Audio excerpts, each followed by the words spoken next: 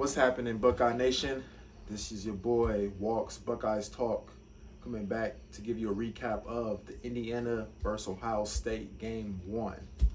Now, like I stated before, I was very excited about this game because I was in person, so I get to see everything up front, up close, in live time, and I've been hearing about a lot of mixed reviews. Definitely at the game, talking to other Buckeye fans. Very underwhelming performance by the offense and the offensive side of the ball. But at the end of the day, we can't overreact. It's game 1. So let's break this down, this recap. So starting off, give you a little stats.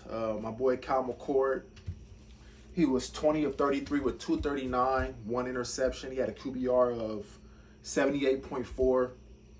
And I thought he didn't play. I thought he played okay. I thought that Ryan Day didn't do him any good, didn't give him any justice. The way he was calling the game, it was very vanilla. And sometimes I think you just gotta go for it, man. And being in person, you start to see him gaining some confidence, and then it would be like a stretch run to the boundary, and it's like, it just wasn't working today. You know what I mean? I know that's like one of his favorite run plays, but I really didn't. I thought he could have played better, no doubt about it. I thought sometimes he was a little shaky, but I expected that. I expected everything that occurred, but I didn't expect Ryan Day to kind of, what I might call it, like kind of his butthole got tight, man. I really feel like that. I feel like he didn't let him go out there and prove that he was a starting quarterback. I feel like he was scared. I feel like he called the game very scary. I thought he didn't get Cal in a good rhythm early on. And I know and I understand you're going to establish the run. This is going to be a very run-heavy team this year with a young quarterback and a young offensive lineman. But you got to let him go out there and prove himself, you know. And on top of that, we really didn't get to see Devin Brown. I think he was 1 for 3. -2 passing yards.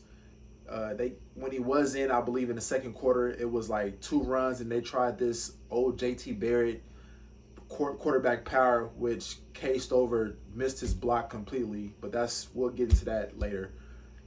So it was I don't know, you know, it was a very weird feeling. I did want to see Devin Brown with the starters throwing the ball a little bit. I want to see him mobile a little bit, getting outside the pocket. But I just feel like Ryan Day didn't do a good job with the quarterback situation this game.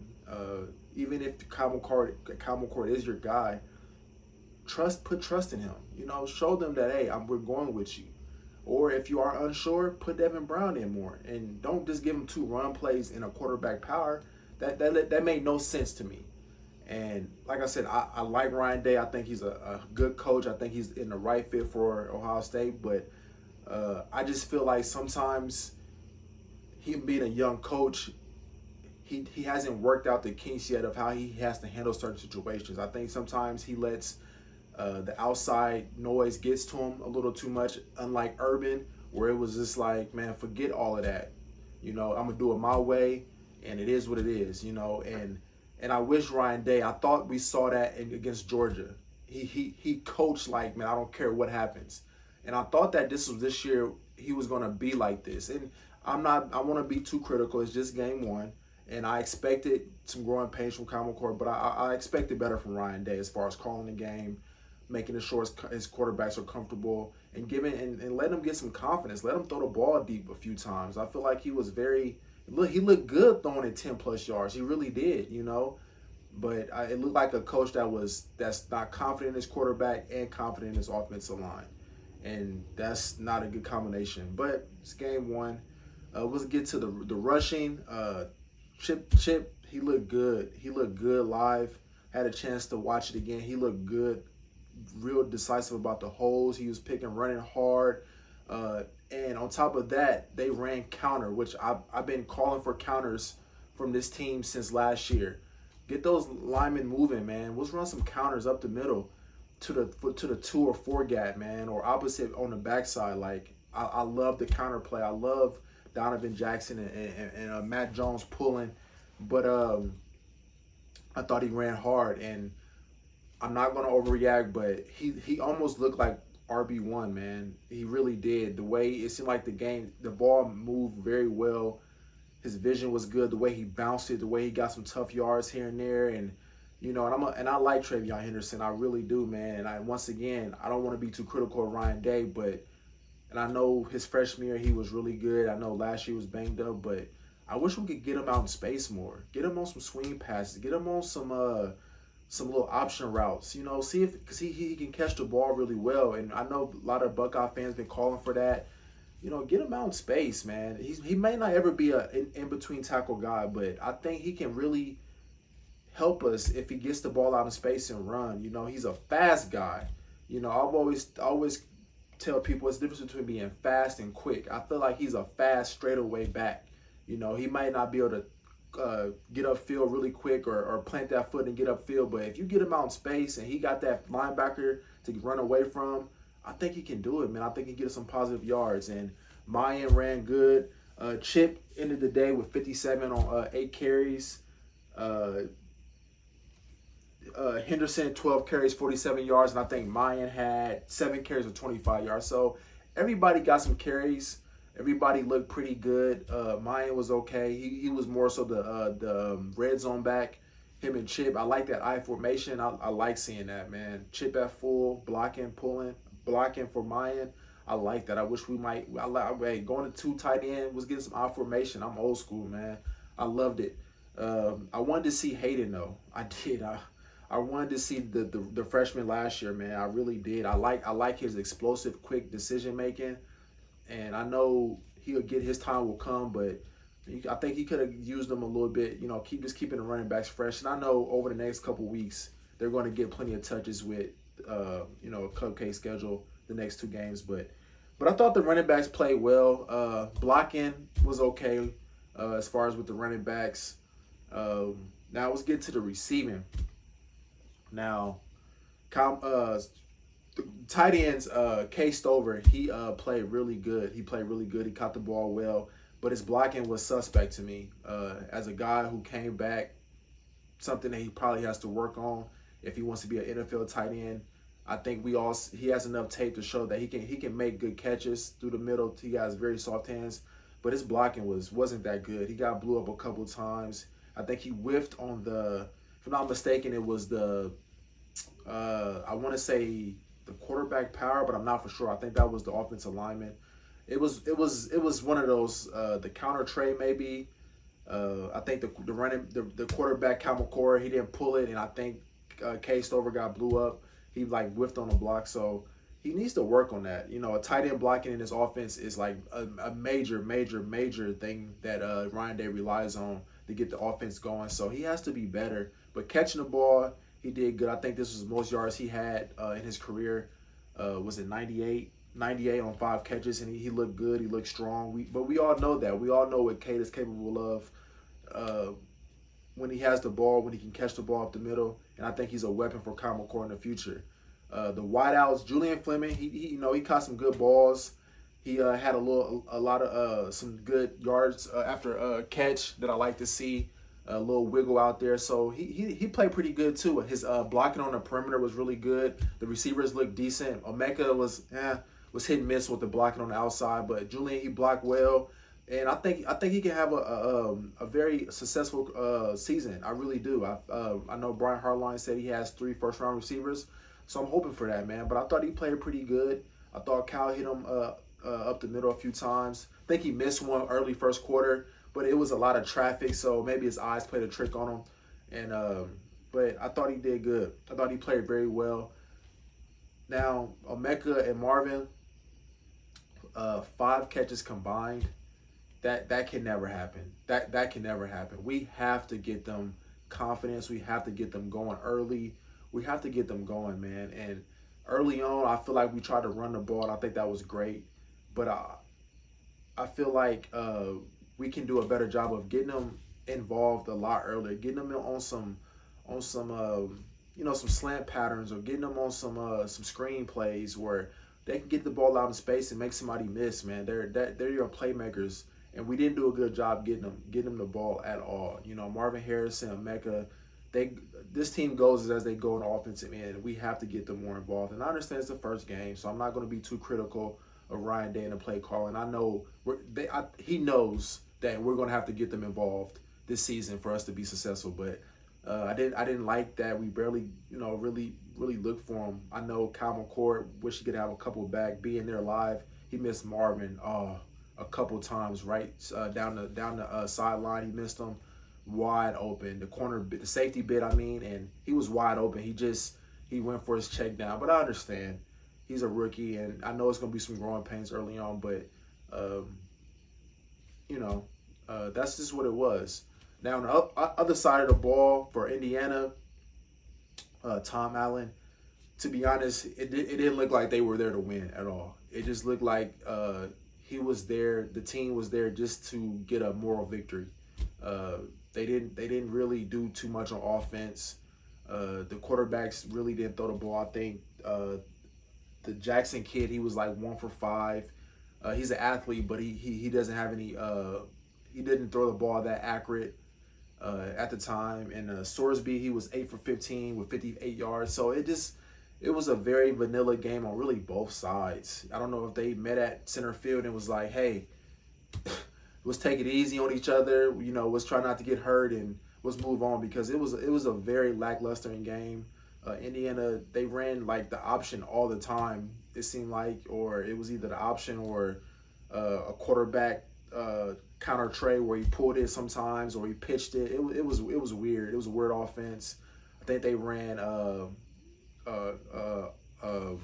quarterback option a few times, like a speed option, and so it was very vanilla for Indiana. Like I said, I believe that they wasn't there to win. I never, being in the atmosphere, I never felt like Ohio State was in jeopardy, even when Kyle McCord threw the interception. I don't think he was in Ohio State was never in jeopardy of losing the game. So I mean, it was very vanilla for Indiana. I think they were just trying to stay healthy. I think that was the biggest thing for them: stay healthy and see and grow, get a moral victory. They were held to 3 points. It was just, I don't know. It was just a very weird game. But now flipping back on the defensive side, I thought the defense played well. I really do, man. I just stated that Indiana really didn't do too much, so it's really hard to test to give a grade. But I thought everybody graded out pretty well. I'll start with the D-line. D-line was okay. I think a lot of people were stating I wish they would have got more rush before, but I thought they did their job. JT was doubled a lot. If you watch him, he was doubled a lot on passing situations. I thought the D tackles, Michael Hall and Tyleek, they did their job. They stuffed some runs early on.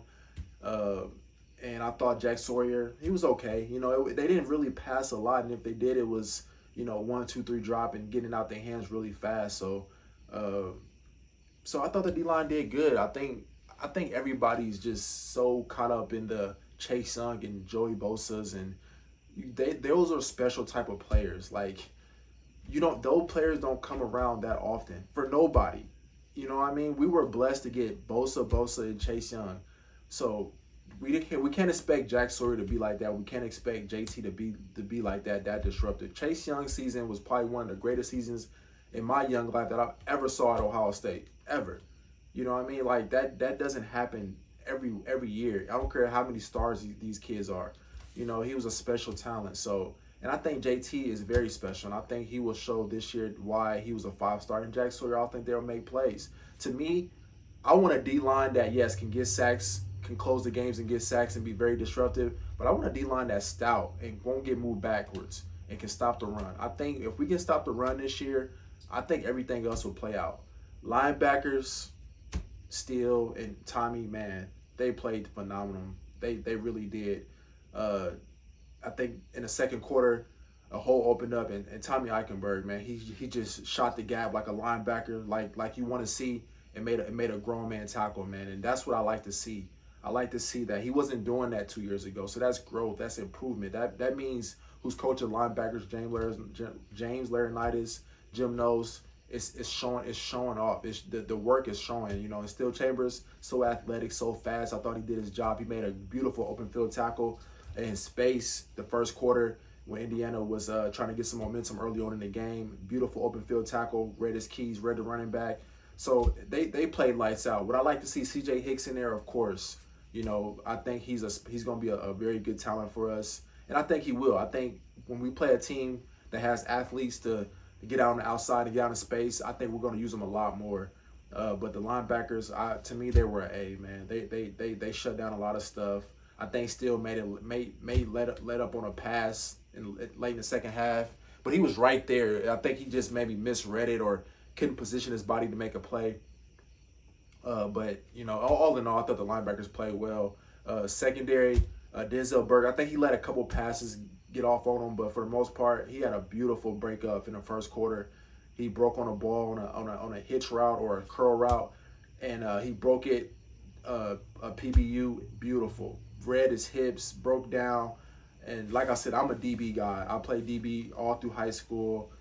I love DBs. I love us challenging. I love Denzel Burke. I think he's gonna have a big year. I thought Igminosa, he played well. I love his physicality. I love the way he's so long and rangy out there. He's a good tackler. Credit to Denzel Burke, Igminosa, Hancock. Them boys was tackling. Saturday. I like to see our corners making plays on the running backs, man. Making plays on receivers, hitting them hard. I love to see that from our corners. And I feel like we've gotten away from that, at least in around like a couple years ago. But I think Jim knows is, preaching, hey, corners going to have to hit. And Iggy, I like him, man. I like how he's physical. I think he got called for a pass interference, but it was a bang-bang play. I thought he had good coverage. He just kind of got bumped off his position, and he kind of was a little bit too handsy. And I think maybe they got a couple passes, but to me, all in all, I'm not one of those guys who think that other team can't do anything. They can't pass, they can't run. They are Division I athletes too. They're going to get off sometimes. Everybody isn't pros out here, so they're learning also. So I thought the secondary, as far as the corners, played very well. Jordan Hancock, he had some good possessions. I saw him hitting out there. Iggy hitting. Denzel Burke had another good PBU where he played. It was like a zone, and he let his outside man go free, and he came back kind of like maybe like a cover 2 shell or something, and he came back and he got a beautiful PBU. It was like perfectly read, and that's what you like to see. I feel like last year our secondary was out of position a lot. We had a lot of blown coverages early on, and it never got better. And I feel like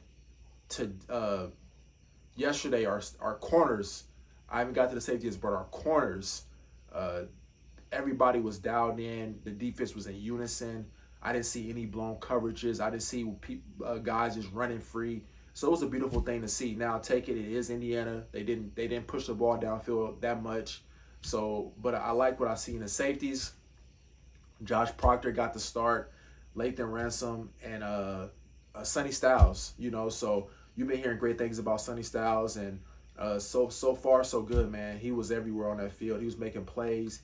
Big physical kid, athletic, can run sideline to sideline, kind of like Isaiah Simmons from Clemson. I know he's been getting compared to him, but he looked really good, man. He looked good. Latham is Latham, man. Like I said, I know a lot of people were down on this kid because of the Georgia game and the Michigan game where he gave up a couple.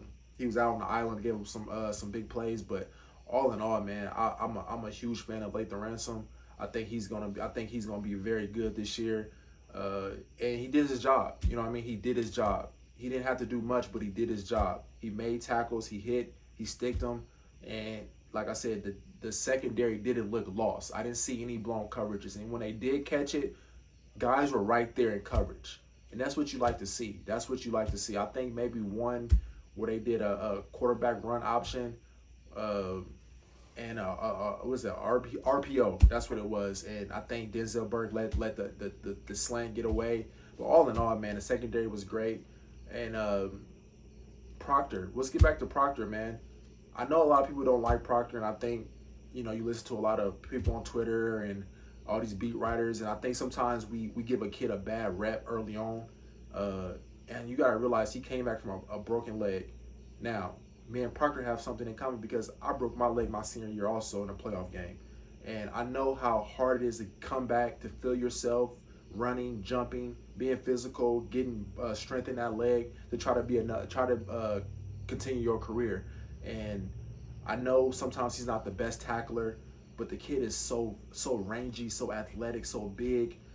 I'm a big component. I'm a big fan of Proctor, man, and I hope he proves a lot of people wrong this year because I think that kid has NFL talent. I'm not saying he's going to be a star or anything, but I think he can make an NFL roster, and because he's so long and rangy and athletic, man, I thought he played very well early on. I really do, man. He broke up a option play where the running back went out. He hit him behind the line. He's like slowed him down. He shot the gap on the running back and hit him for a loss. He got a PBU on a big third down play in the first half. Like, to me, I thought Proctor played well, man. I think sometimes we get so caught up in kids can get better. You know what I mean? He's a senior. He's a 6-year senior. He had a bad injury. I think he's strong. He's physical. Yes, sometimes he may not have the best tackling techniques, and sometimes he may be a little bit out of control. But sometimes you want that because sometimes it can work in your favor.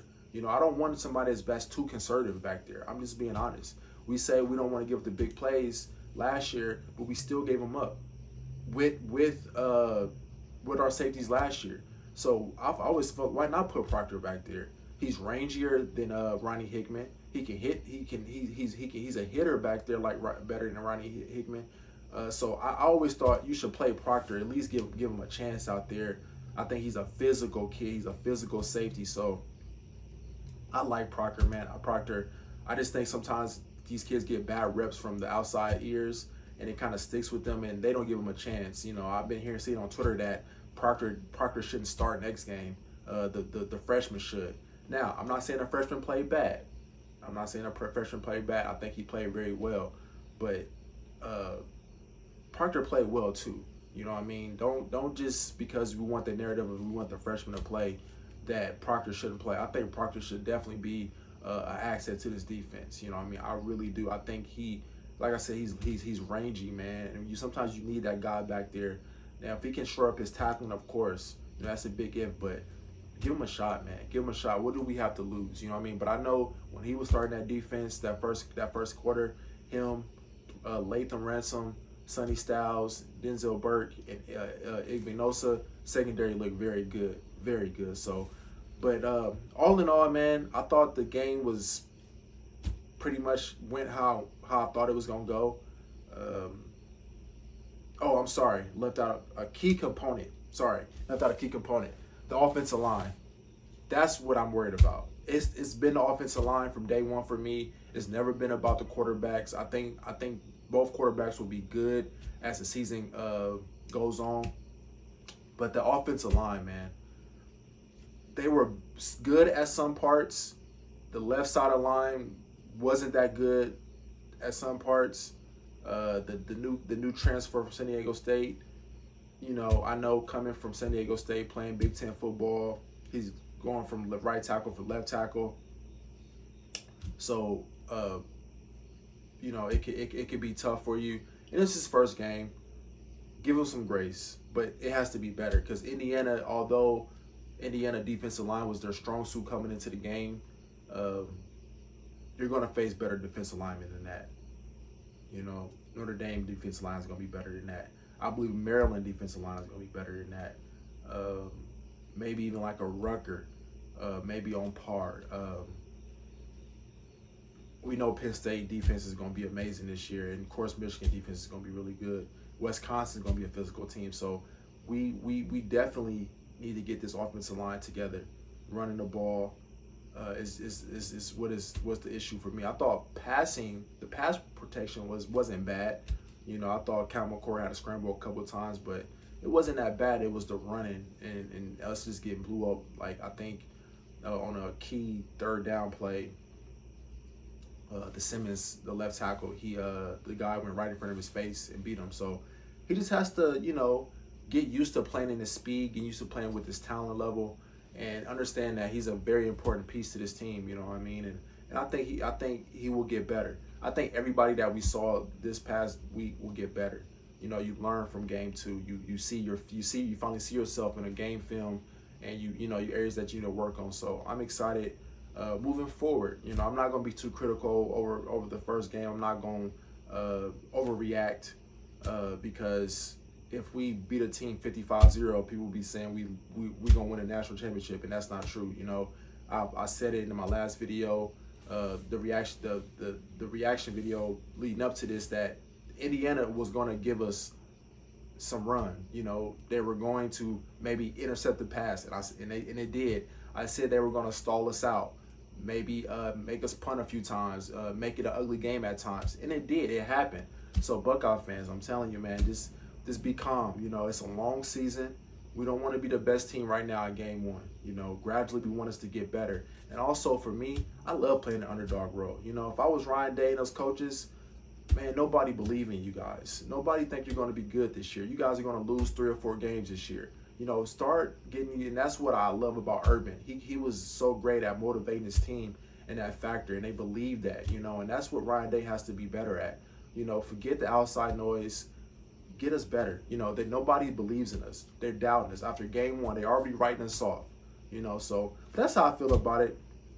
Like I said, Buckeye Nation, that was my thoughts on the recap of game 1. I think that we have a lot of work to do on the offensive side, offensive line for sure. I think we need to shore up a few things. I think we might have a new RB1 for sure with Chip Trainum. And our receivers, we got to get Marvin and Mech involved. We have to. So, and on the defensive side of the ball, I think it's a lot of promise. Now, take it. Indiana really didn't push us down the field. They didn't really do too much to try to really run us sideline to sideline. So I'm still looking forward to defense. The defense is going to have to lead us.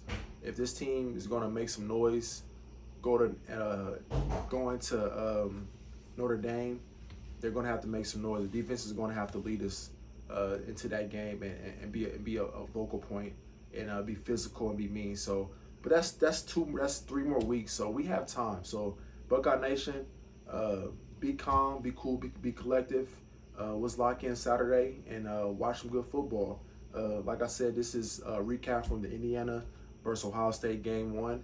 It was a pleasure to be there in person, to see all the Buckeye fans come out and support, see all the players, everybody, and hope you liked the video. Like, comment, reach out. Anything that you like to talk to me about football, I'm all ears. So subscribe if you want to, like, comment, and I will talk to you next week. Ohio State versus Youngstown State. It should be a pretty easy game for us, and hopefully we see some improvement. But until next week, Walks Buckeyes Talk. Peace.